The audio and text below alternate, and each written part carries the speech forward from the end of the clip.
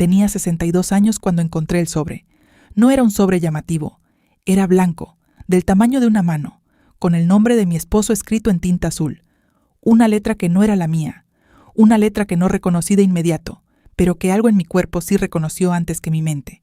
Lo tenía escondido dentro de un libro de contabilidad viejo, de esos que ya nadie usa, que vivía en el fondo del cajón de su escritorio.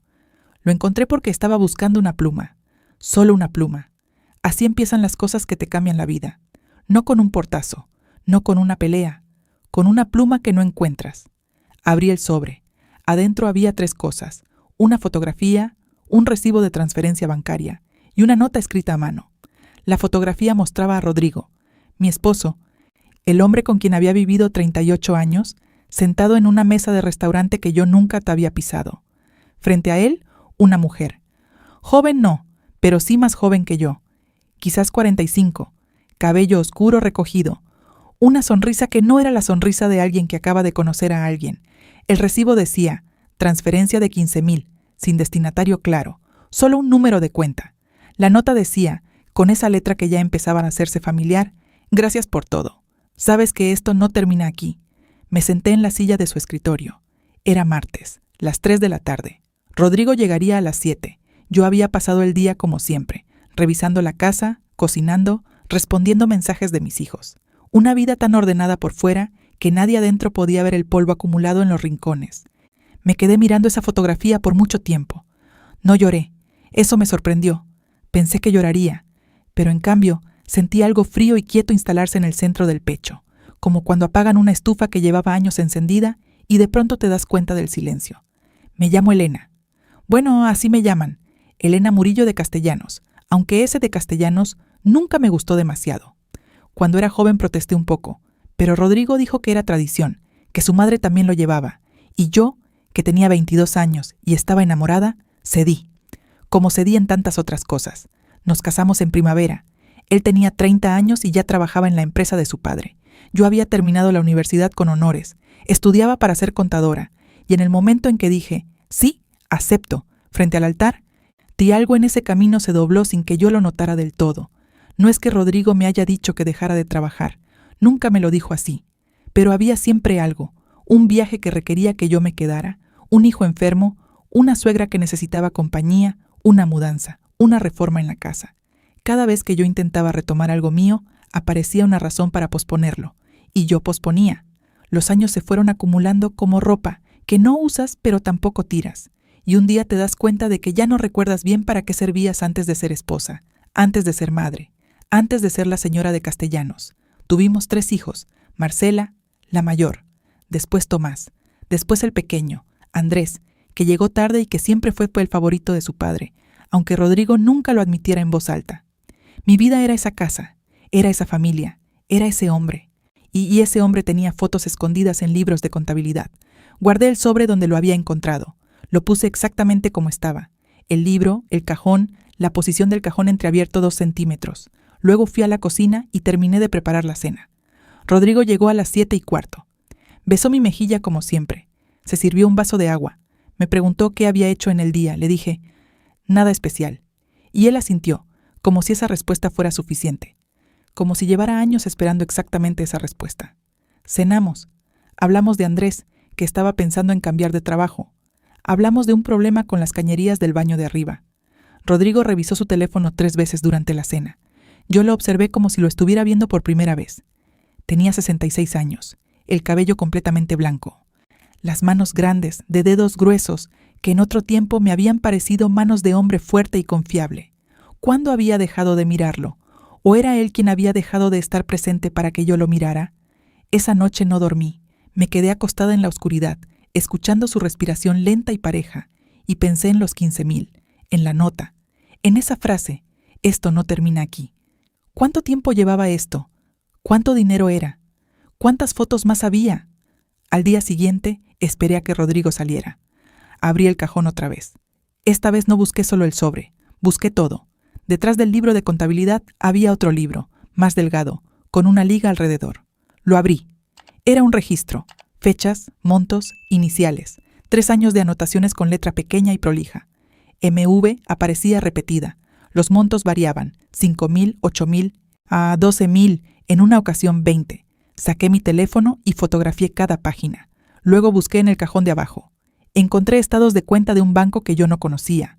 Una cuenta a nombre de Rodrigo que no era ninguna de las cuentas de las que yo sabía. El saldo era considerable. No sé cuánto tiempo estuve ahí parada, con esos papeles en la mano. Lo que sí sé es que en ese momento algo terminó de cambiar adentro de mí.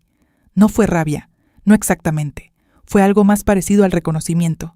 Como cuando llevas mucho tiempo sintiendo que algo no cuadra y de pronto encuentras la pieza que faltaba, y todo el rompecabezas toma una forma que no querías ver, pero que ya no puedes ignorar. Guardé todo como estaba, y llamé a mi hija Marcela. Marcela tiene 36 años, es abogada, vive a 40 minutos de mi casa. Tiene 2 hijos y un esposo que la trata bien, cosa que agradezco cada vez que pienso en ello. Le dije que quería verla, que era importante. Me preguntó si estaba bien. Le dije, todavía no lo sé. Nos encontramos en un café que ella eligió, lejos del barrio donde vivimos. Me gustó que ella pensara en eso sin que yo se lo pidiera. Mi hija siempre fue inteligente de esa manera discreta que a veces pasa desapercibida. Le conté todo. Le mostré las fotos que había tomado con el teléfono. Marcela no se sorprendió de la manera en que yo esperaba. No abrió los ojos de golpe. No se llevó la mano a la boca. Se quedó quieta, mirando las imágenes, y luego me miró a mí con una expresión que tardé un momento en descifrar. Era una expresión de culpa. «Mamá», dijo, y su voz tenía algo roto adentro. Yo sabía algo. El café de repente me supo a nada. «Ah, ¿qué sabías?», ella tardó en responder. Revolvió su taza, aunque ya no había nada que revolver. Hace como 2 años Tomás me dijo algo, que había visto a papá con alguien, en un centro comercial. No quiso darle importancia. Me dijo que quizás era una cliente, una conocida. Y yo no quise preguntar más. La miré. 38 años de matrimonio, 3 hijos, una casa, una vida construida con las manos. Y mis propios hijos habían decidido no saber. ¿Por qué no me dijiste nada? Marcela no respondió de inmediato, y en ese silencio encontré una respuesta que dolía más que cualquier palabra. Porque pensaron que era mejor que yo no supiera, porque pensaron que yo no podría manejarlo, porque para ellos yo seguía siendo la madre que necesitaba protección, no la mujer que merecía la verdad. 62 años. Y todavía me trataban como si fuera de vidrio. Eso, más que las fotos, más que el dinero, más que la nota con esa letra ajena, fue lo que me hizo tomar una decisión. Ya no iba a quedarme quieta. Esa tarde, de regreso a casa, sonó mi teléfono. Era un número que no tenía guardado. Lo dejé sonar. Pero cuando llegué a casa y abrí la puerta, encontré a Rodrigo sentado en la sala, con el libro de contabilidad abierto sobre sus rodillas. Me estaba mirando, y en su cara no había culpa. Había algo peor. Había alivio. Me quedé parada en el umbral, la puerta todavía abierta detrás de mí, la tarde entrando por el marco como si nada. Rodrigo tenía el libro sobre las rodillas. Lo sostenía con las 2 manos, como quien sostiene algo que ya no tiene caso esconder. Me miraba con esa expresión que yo no había sabido leer antes y que ahora, de pronto, entendía perfectamente. No era alivio de que lo hubiera descubierto, era alivio de no tener que seguir fingiendo. Cerré la puerta despacio, dejé mi bolso sobre la silla del pasillo, como cada tarde. Caminé hacia la sala, me senté frente a él. No dije nada. Él tampoco. Por un momento solo existió el sonido del reloj en la pared, ese reloj de madera oscura que habíamos comprado juntos en un viaje, hace tantos años que ya ni recordaba cuántos. Un reloj que yo había cuidado, lustrado, que había mandado a reparar 2 veces. «¿Cuánto encontraste?», preguntó él. «No lo siento, no te lo explico. No, no es lo que parece». «¿Cuánto encontraste?», como si el problema fuera cuánto sabía yo, no qué había hecho él. «Suficiente», dije. Rodrigo cerró el libro, lo puso sobre la mesa con cuidado, como si fuera frágil. Luego se recostó en el sillón y pasó una mano por su cabello blanco. «Se llama Miriam», dijo. «Miriam Velarde, M.V. ¿Cuánto tiempo?». 4 años. 4 años. Yo había pasado 4 años cocinando para ese hombre, preocupándome por su presión arterial, acompañándolo al médico, escuchando sus quejas sobre el trabajo, sus opiniones sobre los noticieros, sus historias que ya me sabía de memoria. 4 años en que él llegaba a esta casa y se sentaba en ese sillón y me preguntaba qué había hecho en el día. «¿La quieres?». La pregunta me salió antes de que pudiera detenerla. No sé por qué la hice, quizás porque quería ver su cara cuando respondiera. Rodrigo tardó. «No es tan simple». «¿Sí o no, Rodrigo?». «Elena, ¿sí o no?». Se quedó callado. Y en ese silencio encontré la respuesta que en el fondo ya sabía. No era amor lo que tenía con esa mujer. Era otra cosa. Era la versión de sí mismo que ya no podía ser en esta casa. Era la sensación de ser importante para alguien que no lo conocía demasiado bien. Era comodidad disfrazada de pasión. Era, en pocas palabras, cobardía. ¿Y el dinero?, pregunté. Ahí sí se movió. Se inclinó hacia adelante. Juntó las manos. Ella tuvo un problema con una deuda. Yo la ayudé. ¿Con el dinero de esta casa? Con dinero mío. El dinero tuyo también es mío, Rodrigo. Llevamos 38 años casados bajo sociedad conyugal. Cada peso que tú ganaste en estos años también me pertenece a mí. Y si no lo sabías, ya es hora de que lo sepas. Me sorprendió mi propia voz. Estaba quieta. No temblaba. Era la voz de alguien que ha decidido algo, no la voz de alguien que está a punto de romperse. Rodrigo me miró de otra manera, como si estuviera viendo algo que no esperaba ver. Bien, que mirara. Esa noche dormí en el cuarto de huéspedes. No hubo escena, no hubo gritos. Le dije que necesitaba espacio para pensar y que esperaba que él hiciera lo mismo.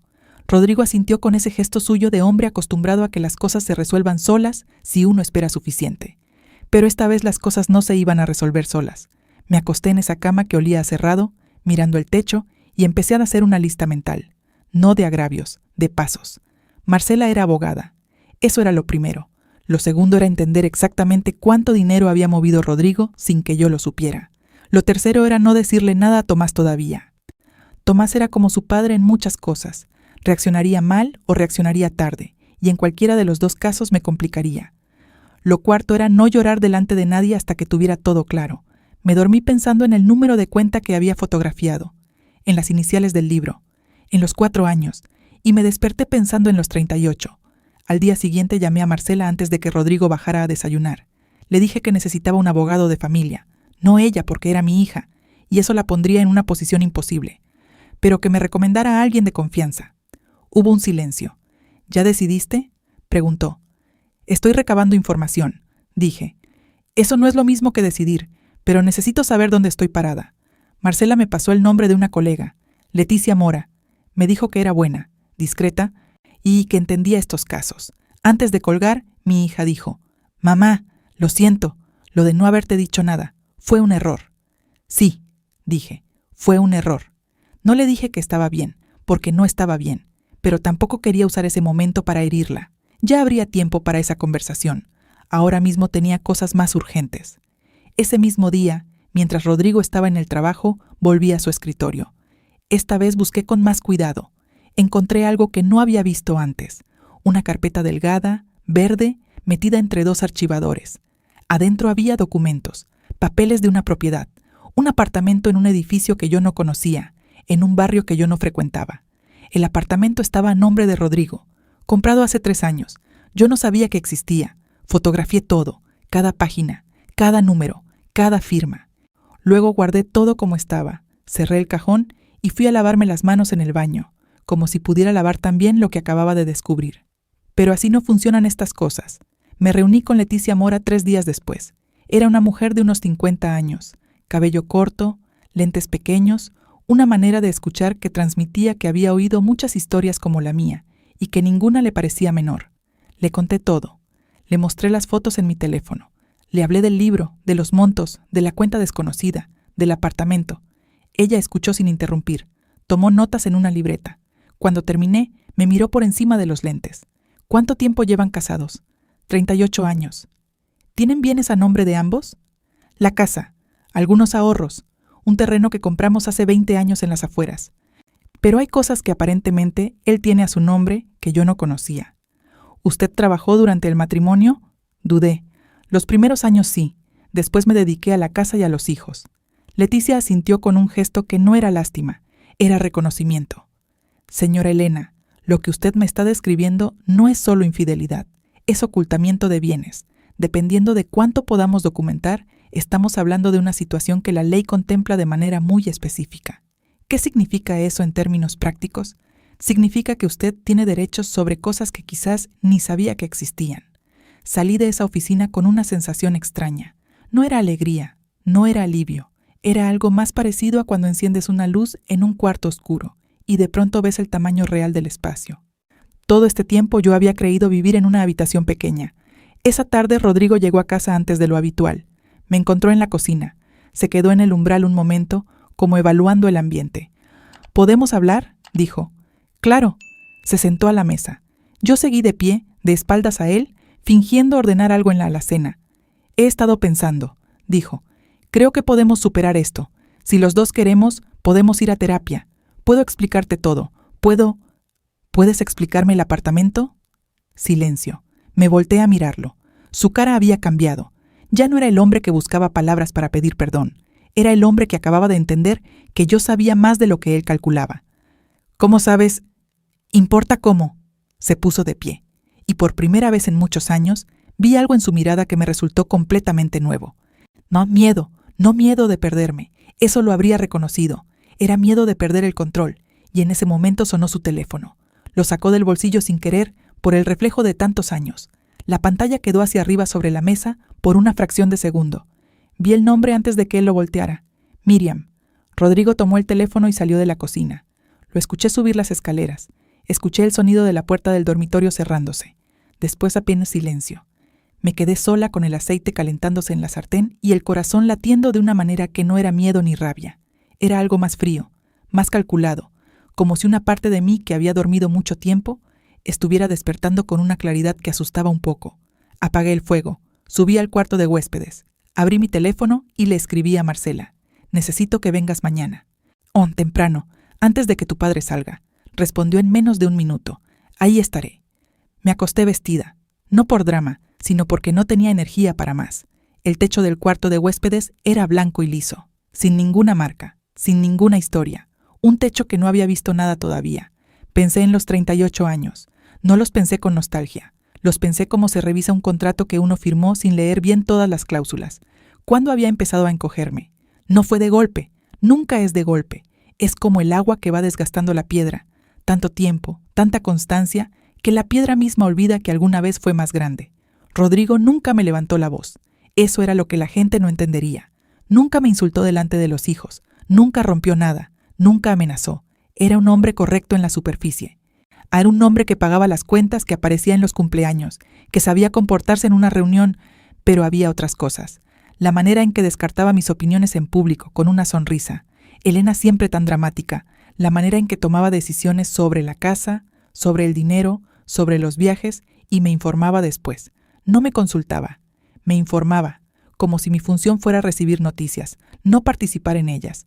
La vez que quise retomar los cursos de contabilidad, ya con los hijos más grandes, y él dijo que para qué, que no era necesario, que ellos estaban bien, que yo estaba bien, y yo le creí.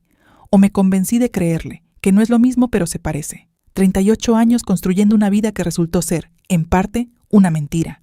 Y sin embargo, yo seguía de pie. Eso también contaba. Marcela llegó a las 8 de la mañana. Rodrigo todavía no había bajado. Desde arriba se escuchaba el ruido de la ducha. Me senté con mi hija en la cocina, con 2 tazas de café que ninguna de las dos tocó demasiado, y le conté lo del apartamento. Marcela escuchó con esa concentración suya que siempre me recordó que había hecho bien en estudiar lo que estudió. ¿Tienes las fotos de los documentos? Sí, se las pasé a Leticia Mora. ¿Ya hablaste con ella? Hace 3 días. Mi hija me miró con algo que tardé en identificar como orgullo. ¿Y qué piensas hacer? Quiero saber exactamente cuánto hay. No para quedarme con todo. No es venganza lo que busco, Marcela. Quiero saber qué me corresponde por 38 años. Quiero que se reconozca lo que yo aporté hasta esta familia, aunque no haya sido en pesos. Marcela asintió despacio. «¿Eso tiene nombre legal?», dijo, «y Leticia es la persona correcta para manejarlo». En ese momento escuchamos pasos en la escalera. Rodrigo entró a la cocina y se detuvo al ver a Marcela. Por una fracción de segundo, algo cruzó su cara. Luego compuso la expresión de siempre. «Marcela, no sabía que venías». «Vine a ver a mamá», dijo ella sin moverse, sin sonreír. Rodrigo nos miró a las dos. Tomó sus llaves de la barra. Se sirvió un café rápido, de pie, sin sentarse. «Tengo una reunión temprano», dijo. Nadie respondió. Salió. La puerta principal sonó. El auto arrancó en la calle. Y entonces Marcela soltó el aire que había estado reteniendo. «Mamá», dijo, «¿tú estás bien? En serio, no como formalidad. ¿Estás bien?» Pensé en la pregunta con honestidad. «Estoy entera», dije, que no es lo mismo que estar bien, pero por ahora me alcanza. Los días que siguieron fueron extraños. Rodrigo y yo vivíamos en la misma casa como 2 personas que comparten un hotel, corteses, distantes, sin tocarnos.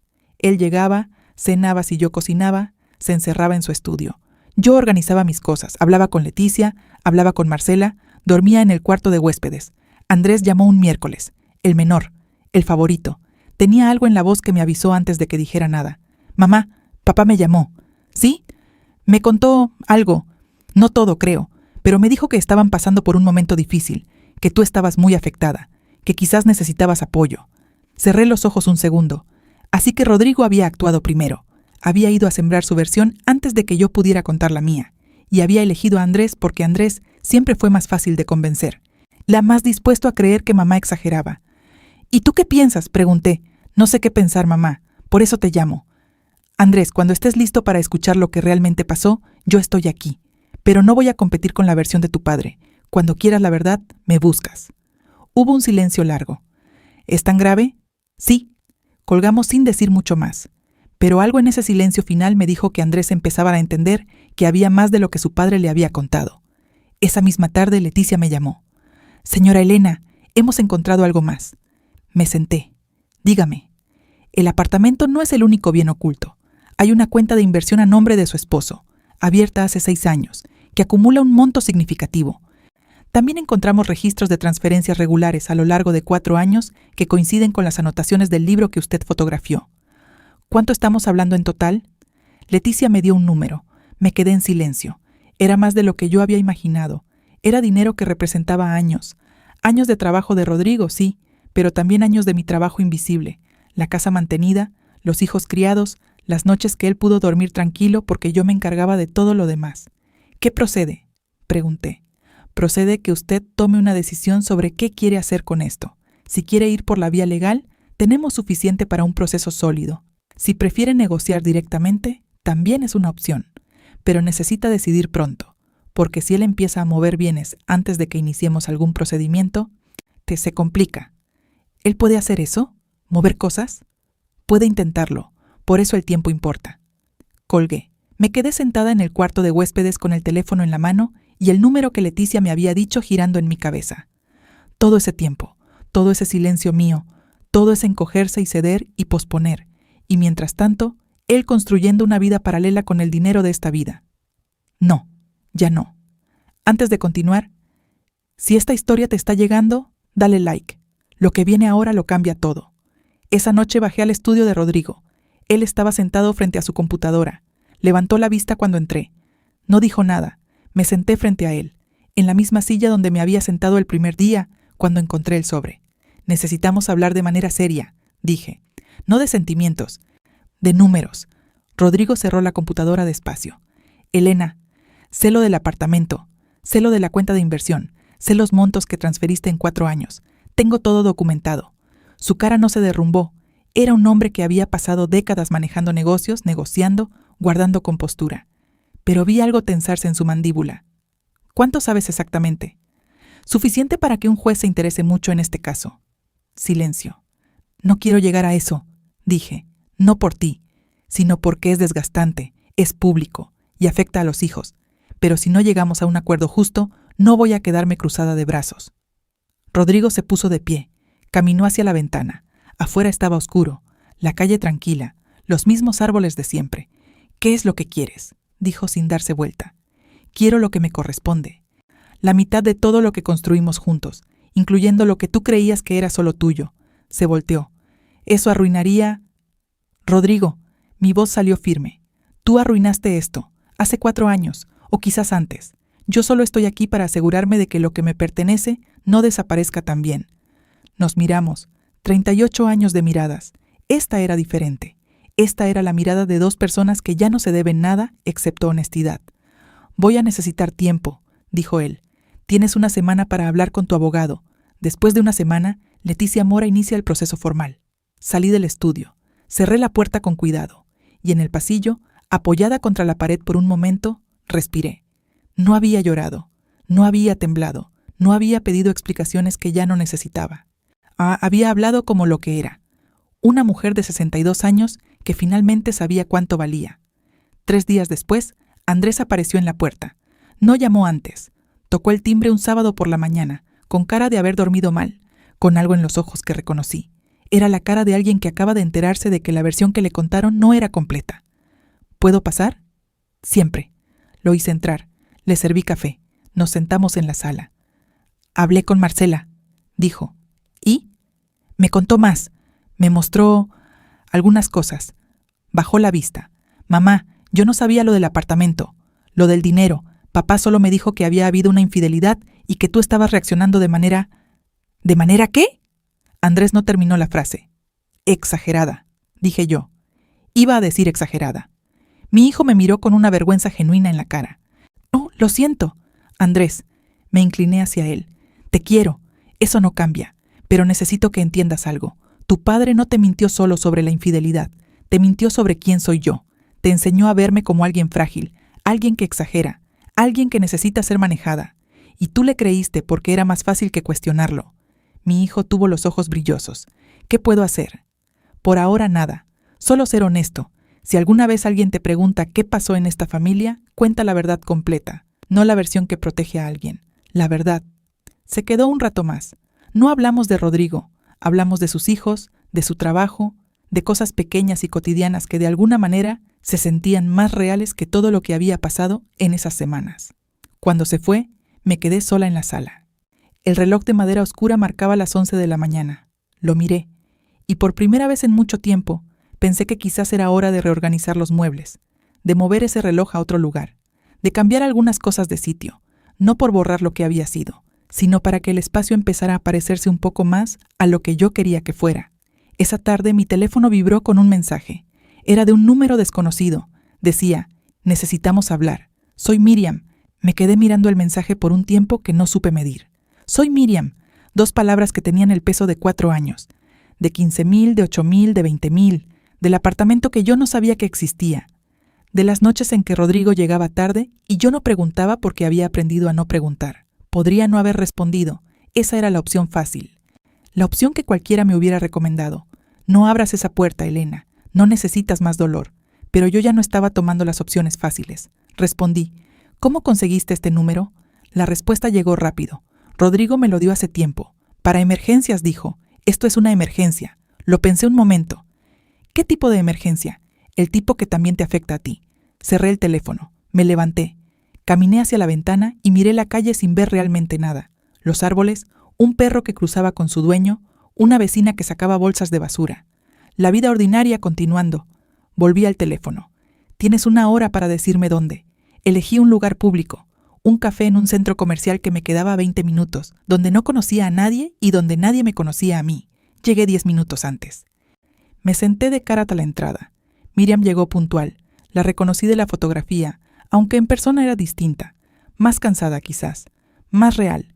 Cabello oscuro recogido como en la foto, pero con algunas canas en las sienes que la fotografía no capturaba. Vestía ropa sencilla. No llegó con la actitud de alguien que viene a confrontar. Llegó con la actitud de alguien que tiene miedo. Se sentó frente a mí.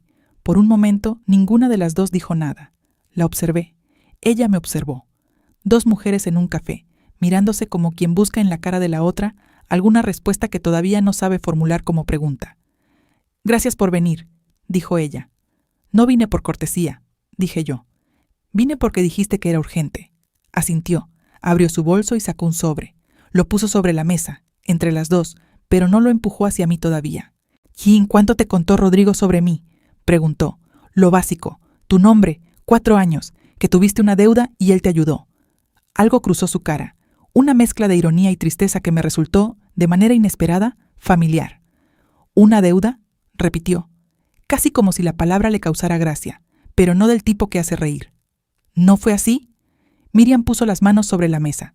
Las tenía cruzadas, quietas, como quien se obliga a mantener la calma. Señora Elena, yo no tenía ninguna deuda cuando conocí a Rodrigo. Trabajaba en una empresa de consultoría financiera donde él era cliente. Nos conocimos en una reunión de negocios. Lo que empezó después, no lo voy a justificar. No vine aquí a pedirle perdón ni a explicarle lo que pasó entre nosotros. Vine a decirle algo que usted necesita saber. ¿Qué cosa? Empujó el sobre hacia mí. Ábralo. Lo abrí. Adentro había documentos, papeles con membrete de un banco, extractos de cuenta. Los miré despacio, línea por línea, porque había aprendido en estas semanas que los documentos no se leen rápido si uno quiere entenderlos de verdad. Lo que vi me tomó un momento procesar. Era la cuenta del apartamento. No la cuenta de Rodrigo, otra cuenta. Una cuenta donde Rodrigo había estado depositando dinero de manera sistemática, pero no a nombre de Miriam, a nombre de otra persona. Un nombre que sí reconocí. Levanté la vista. ¿Esto es? Sí, dijo Miriam. Rodrigo no me regaló ese dinero a mí. Yo nunca pedí ese dinero. Él lo usó como excusa para moverlo. La cuenta real pertenece a otra persona, y yo lo descubrí hace 3 meses. Me quedé quieta. ¿Por qué me traes esto a mí? Porque cuando lo confronté, me amenazó. Su voz no tembló, pero algo en sus ojos sí. Me dijo que si yo hablaba, iba a asegurarse de que pareciera que yo era la responsable de todo, que tenía manera de hacerlo, que nadie me creería. La miré. ¿Y por qué me cree a mí? Dije. ¿Por qué piensa que yo puedo hacer algo que usted no puede? Porque usted tiene 38 años de pruebas, yo tengo 4. Porque usted tiene hijos, historia, derechos legales que yo no tengo. Y porque su abogada, Leticia Mora, tiene reputación. Si usted lleva esto también, cambia el caso completamente. Si estás escuchando esta historia desde un país cuyo nombre lleva la letra E, suscríbete. Y déjame en los comentarios tu país. Quiero ver cuántas mujeres estamos aquí. Todavía aprendiendo a decir basta. Salí de ese café con el sobre bajo el brazo y la cabeza trabajando a una velocidad que no era habitual en mí. O quizás sí era habitual, quizás siempre había tenido esa capacidad y simplemente nunca la había necesitado así, con esta urgencia, con estas consecuencias. Llamé a Leticia desde el estacionamiento, le conté todo, le dije lo que decían los documentos, le dije el nombre que aparecía en la cuenta. Hubo un silencio en la línea. ¿Estás segura del nombre?, preguntó Leticia. Lo vi con mis propios ojos. Y tengo los documentos en la mano. Señora Elena, esto cambia la naturaleza del caso. Esto ya no es solo ocultamiento de bienes dentro del matrimonio. Si lo que usted está viendo es lo que parece, estamos hablando de algo más serio. ¿Cuánto más serio? Necesito ver los documentos antes de decirle más. ¿Puede venir mañana a primera hora? Estaré ahí a las 8. Colgué. Me quedé sentada en el auto un momento. El nombre en esa cuenta. Era el nombre de Gustavo Pereira, el socio de Rodrigo, su socio desde hace 20 años, el hombre que había estado en nuestra boda, que había cenado en nuestra casa decenas de veces, que había cargado en brazos a Andrés cuando era bebé, el hombre a quien Rodrigo le había estado transfiriendo dinero de manera sistemática y encubierta, usando como pantalla una relación que, según Miriam, ni siquiera era lo que Rodrigo había descrito. ¿Era eso posible? ¿Había usado Rodrigo a Miriam como excusa? ¿Había inventado o exagerado o distorsionado esa historia para tener una justificación para mover dinero sin que yo preguntara demasiado? No lo sabía todavía, pero lo iba a saber. Llegué a casa pasadas las 6. Rodrigo estaba en la cocina. Algo inusual. Estaba cocinando, o intentándolo. Había una sartén en el fuego y él miraba el contenido con la concentración de alguien que no cocina casi nunca. Me miró cuando entré. Pensé en preparar algo, dijo. No respondí de inmediato. Me lavé las manos. Me senté a la mesa. Lo observé moverse por la cocina que yo había organizado durante décadas, buscando utensilios que no sabía dónde estaban, abriendo cajones equivocados. ¿A dónde fuiste?, preguntó sin mirarme. A hacer diligencias. ¿Con quién? Lo miré. Rodrigo, ¿estás preguntándome con quién estuve? Se volteó. Entendió lo que acababa de hacer. Tuvo la decencia de bajar la vista. Perdona, dijo. No era mi intención. ¿Vigilarme? ¿Controlarme? ¿Tratarme como si yo tuviera que rendirte cuentas de mis movimientos? No, Elena, yo solo... Llevo 38 años respondiendo esa pregunta. Dije. ¿A dónde fuiste? ¿Con quién? ¿A qué hora vuelves? Y nunca, ni una sola vez, pregunté lo mismo con la seriedad con que debía haberlo hecho. Silencio. Conocí a Miriam hoy, dije. La sartén chisporroteó. Rodrigo no se movió. Tuvimos una conversación muy interesante. Continué. Me contó cosas que no coinciden exactamente con tu versión. Se volteó despacio. Su cara era la de un hombre que está calculando en tiempo real cuánto sabe la otra persona. Lo había visto hacer eso en negocios, con clientes, con proveedores. Nunca pensé que lo vería hacerlo conmigo. No sé qué te habrá dicho ella. Me mostró documentos, Rodrigo, documentos con el nombre de Gustavo. El color de su cara cambió. Fue sutil, pero lo vi. Un cambio pequeño, como cuando apagan una de las luces de una habitación y de pronto las sombras caen diferente. Eso no tiene nada que ver con... Mañana a las 8 tengo reunión con Leticia Mora. Si hay algo que quieras decirme antes de eso, ahora es el momento. Me levanté. Tomé una manzana del frutero. No tengo hambre, dije. Gracias de todas formas por cocinar. Subí las escaleras. Detrás de mí, escuché que apagaba el fuego. Después escuché algo que no esperaba. el sonido de él sentándose pesadamente en una silla, el sonido de un hombre que carga algo que ya no puede seguir cargando solo. Pero eso era su problema. El mío era otro. Esa noche, ya acostada, le escribí a Marcela. Le conté lo de Miriam, lo de la cuenta, lo del nombre de Gustavo. Tardó en responder. Eran casi las 11. Cuando respondió, su mensaje fue corto. Mamá, esto es más grande de lo que pensábamos. No hagas nada hasta que hablemos con Leticia juntas mañana. ¿Puedo ir contigo? Sí, respondí. Ven a las 7:30. Desayunamos antes. Apagué la luz. Afuera llovía suavemente. Uno de esos ruidos de fondo que normalmente me dormían rápido. Esa noche no. Estuve pensando en Gustavo Pereira, en cuántas veces había estado sentado en mi sala, en cuántas veces yo había servido café, había preguntado cómo estaban su esposa y sus hijos. Había sido la anfitriona perfecta de conversaciones de las que nunca supe el contenido real. Pensé en Miriam, en su cara de cansancio, en la manera en que había dicho me amenazó sin que su voz temblara, como si hubiera practicado decirlo para que no le doliera tanto. Pensé en mis hijos, en Marcela que venía a las 7:30, en Andrés que había llegado con cara de haber dormido mal, en Tomás, que todavía no sabía todo, que estaba en otra ciudad, que llamaba poco y preguntaba menos.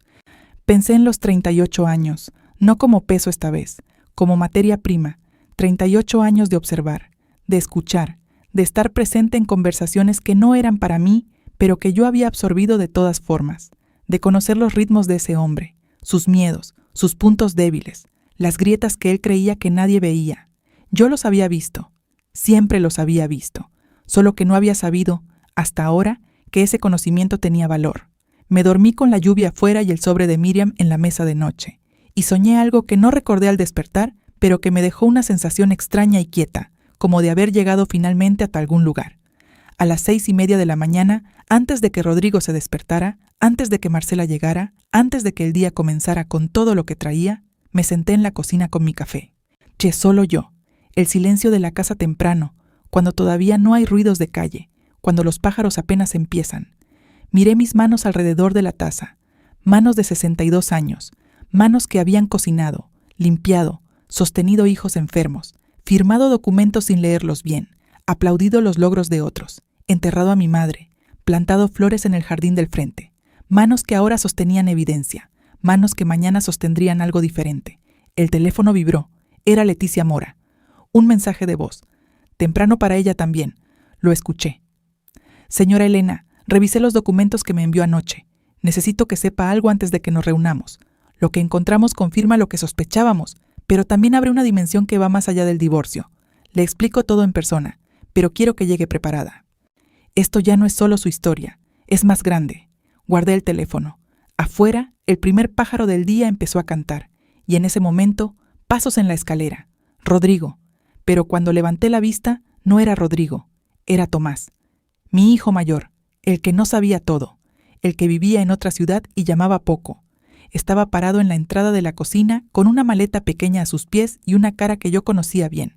La cara de alguien que acaba de tomar una decisión difícil. «Mamá», dijo, «necesito contarte algo que debí haberte contado hace mucho tiempo». Tomás tenía 40 años.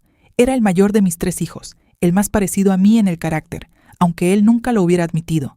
Serio, reservado, de los que piensan mucho antes de hablar, de los que cuando hablan ya no hay nada que agregar. Lo miré desde la mesa, la maleta a sus pies, la cara de decisión tomada. «Siéntate», dije. Se sentó. No quiso café.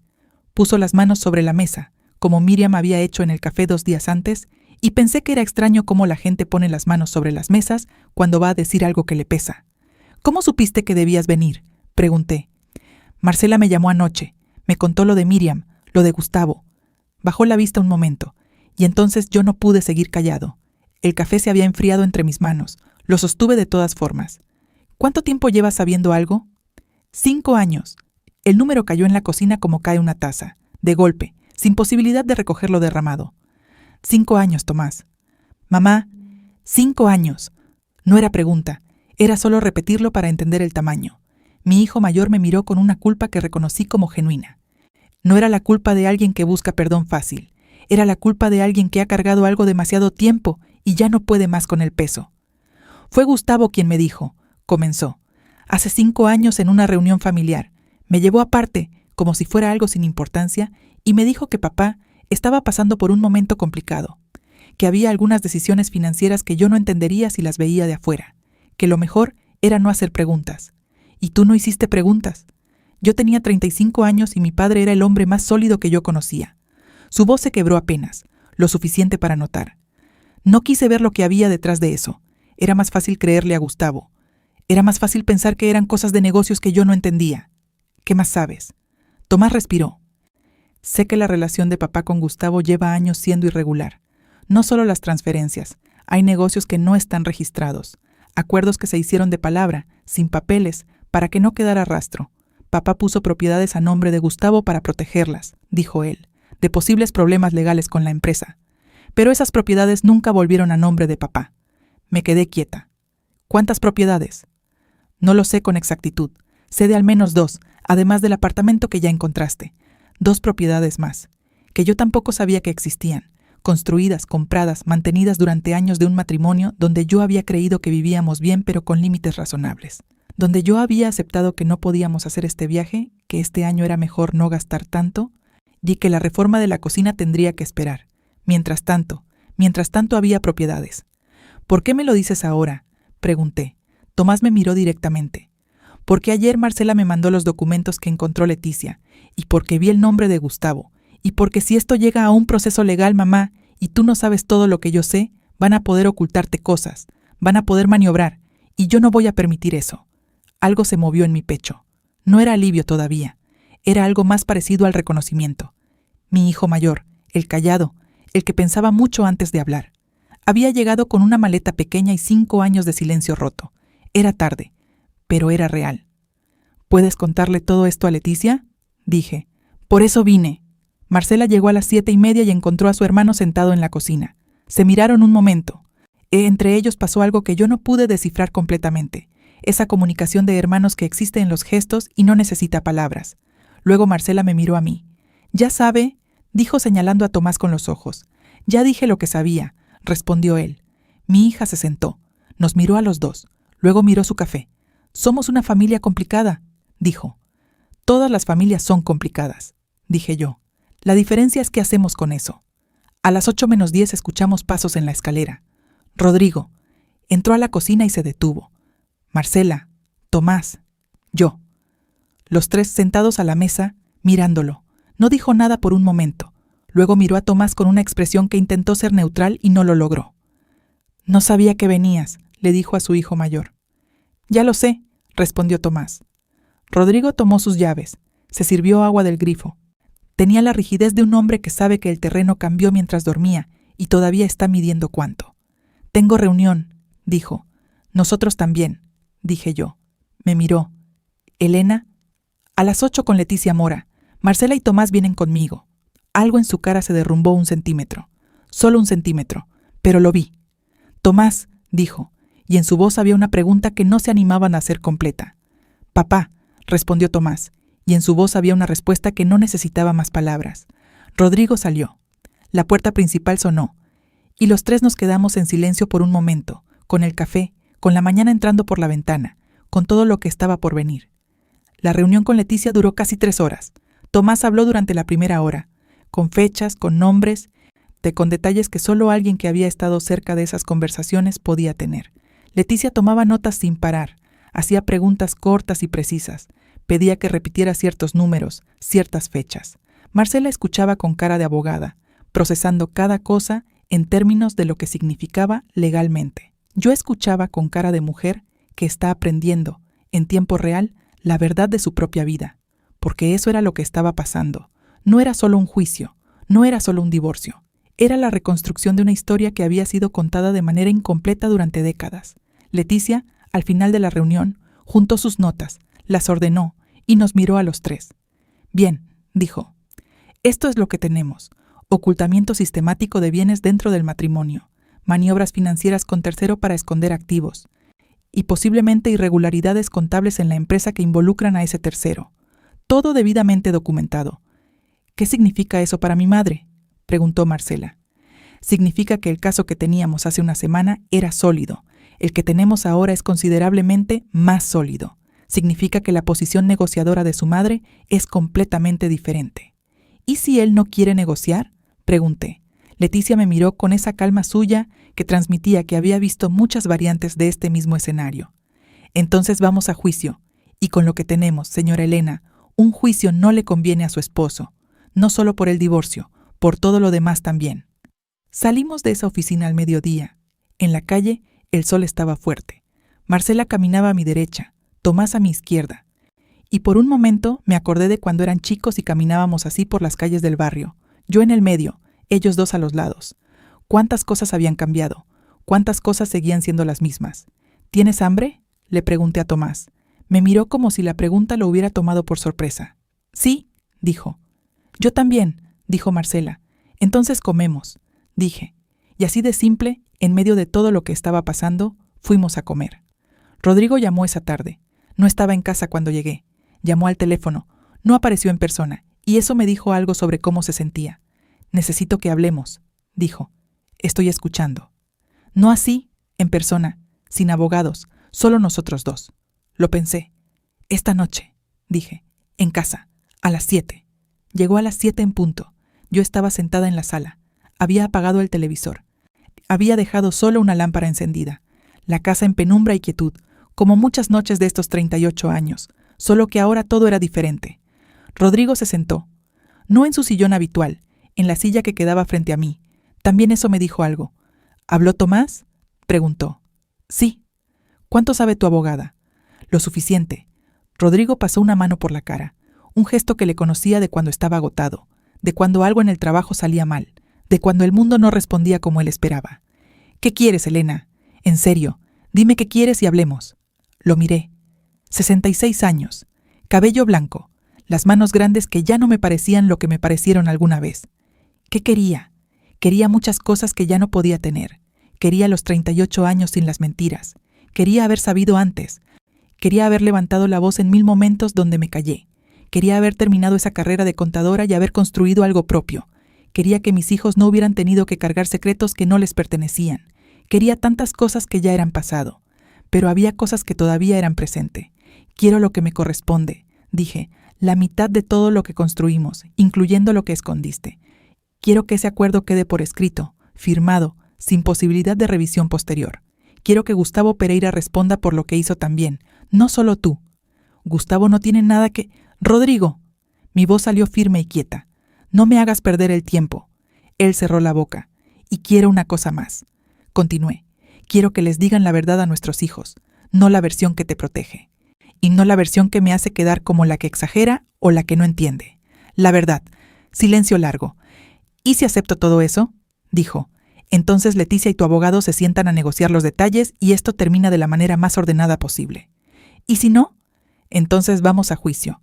Y lo que salga en un juicio, Rodrigo, va a ser mucho más de lo que cualquiera de los dos quisiera que fuera público. Lo vi procesar. Vi el momento en que calculó y el momento en que el cálculo arrojó un resultado que no le gustó. Se puso de pie. Caminó hacia la ventana. Afuera la calle estaba tranquila. Los mismos árboles. La misma esquina que habíamos visto desde esa ventana por décadas. ¿Cuándo necesitas una respuesta?, dijo sin darse vuelta. Tienes hasta el viernes. Asintió, todavía de espaldas. Y yo me levanté, apagué la lámpara y subí las escaleras. El viernes, a través de sus abogados, Rodrigo aceptó negociar. No fue rápido. Fueron semanas de reuniones, de documentos, de números que iban y venían. Hubo momentos en que Rodrigo intentaba retroceder en algún punto, y Leticia sostenía la línea sin moverse. Hubo momentos en que yo misma dudé, no del proceso, sino de mi propia resistencia. Si tendría fuerzas para sostener todo esto hasta el final. Las tenía. Me sorprendió descubrir que las tenía. Tomás se quedó 2 semanas. Declaró todo lo que sabía ante quien correspondía. No fue fácil para él. Lo vi cargar con eso, con la incomodidad de hablar contra su padre, y también lo vi hacer las paces con eso de a poco. Encontrar en la honestidad una especie de alivio que el silencio nunca le había dado. Andrés llamó varias veces. Al principio todavía con esa vacilación suya, todavía procesando. Pero cada conversación fue un poco más clara que la anterior. Un día me llamó solo para decirme que lo sentía de verdad, no como fórmula. Le dije que lo escuchaba, que eso era suficiente por ahora. Marcela estuvo en cada paso. Gustavo Pereira enfrentó sus propias consecuencias. Eso es una historia aparte, más larga y más complicada, que no me corresponde contar completamente. Lo que sí puedo decir es que las propiedades volvieron, no todas de manera inmediata, no sin esfuerzo. Pero volvieron. El acuerdo se firmó un martes de mañana, mismo día de la semana en que había encontrado el sobre. No lo había planeado así. Fue casualidad, o quizás no existe la casualidad, y estas cosas se acomodan solas, de maneras que solo reconocemos después. Y salí de la oficina de Leticia con una carpeta bajo el brazo. Marcela estaba esperándome afuera. Me miró. ¿Cómo estás? Pensé en la pregunta, la misma que me había hecho meses antes, en ese café, cuando todo esto empezaba. Estoy bien, dije, y esta vez era verdad. No completa, no sin heridas, pero verdad. Me abrazó. Nos quedamos así un momento en la vereda, con el sol de mediodía, con la gente pasando a nuestro alrededor, sin saber nada de lo que acababa de terminar y de lo que estaba por empezar. Me mudé 3 meses después, no lejos. Un apartamento en el mismo lado de la ciudad, más pequeño que la casa, con menos cuartos para mantener y más silencio del que había tenido en décadas. El primer día que dormí ahí, me desperté a las 6 de la mañana con la luz entrando diferente, las ventanas orientadas al este, el sol llegando directo, moho sin los árboles de la casa anterior que lo filtraban.